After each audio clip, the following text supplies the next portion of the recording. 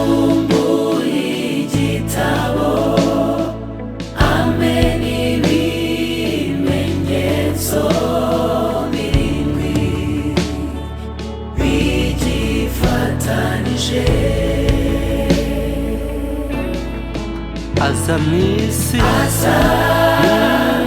mw'isi yuzuye umwijima w'icyaha, atubera umucyo, adukiza urupfu rw'iteka ryose. yabumbuye igitabo amena ibimenyetso birindwi bigifatanije. aza mw'isi yuzuye umwijima w'icyaha, atubera umucyo, adukiza urupfu rw'iteka ryose. aza mw'isi yuzuye umwijima w'icyaha, atubera umucyo, adukiza urupfu rw'iteka ryose.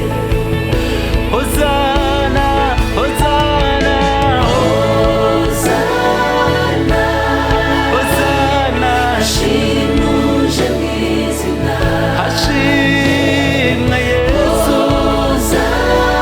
Hozanna, ashimuje mu izina, Hozanna,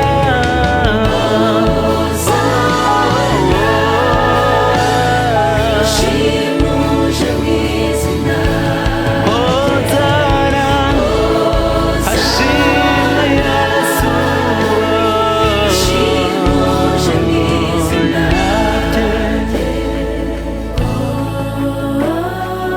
Yesu Kristo niwe mucunguzi wacu, nicyo cyatumye Imana imushyira hejuru cyane, ikamuha izina risumba ayandi yose, kandi indimi zose zihamye ko Yesu ari Uwiteka.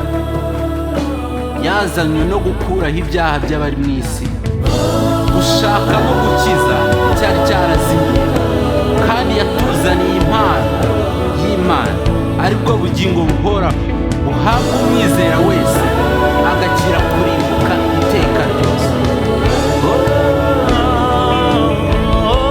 Hozanna, Yesu nashimwe.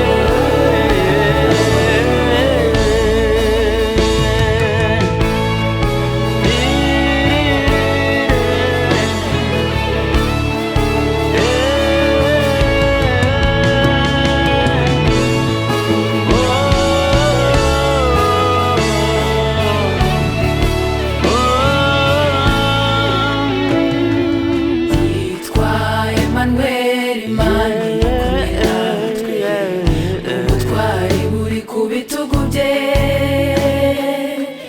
ingoma ye ni iy'amahoro, aduhaye kuba w'iteka ryose. Yitwa Emmanuel, Imana iri kumwe natwe, ubutwari buri ku bitugu bye, ingoma ye ni iy'amahoro, aduhaye kuba w'iteka ryose. yitwa